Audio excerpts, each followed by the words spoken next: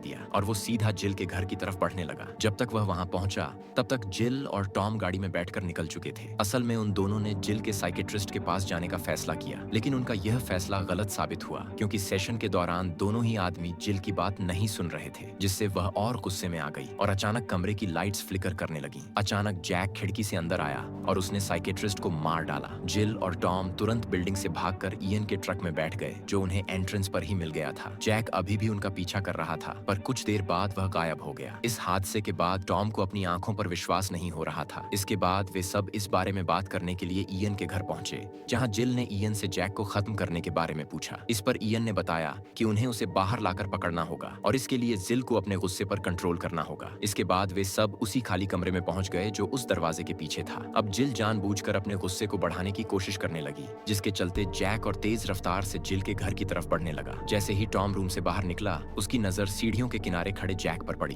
तभी जिल को अपने पिता का फोन आया। जैक टॉम के पास से गुजरता हुआ सीधे उस कमरे की तरफ चला गया जहां जिल अब तक शांत हो चुकी थी और जैक उसके सामने खड़ा होकर उसे हंसाने की कोशिश करने लगा। जिल के मुस्कुराते ही जैक ने उसे गले लगा लिया, जिससे वह बहुत सुरक्षित महसूस कर रही थी। तभी ऊपर से सारा की आवाज सुनाई दी जो टॉम को बुला रही थी। टॉम जल्दी से ऊपर गया और उसके लिए दरवाजा खोला। इधर जिल और इयन भी पीछे पीछे ऊपर आ गए थे, पर जिल सारा को टॉम के साथ देखकर खुद को शांत नहीं रख पाई, जिससे जैक एक बार फिर से एक्टिवेट हो गया और उसने टॉम और सारा पर हमला बोल दिया। इस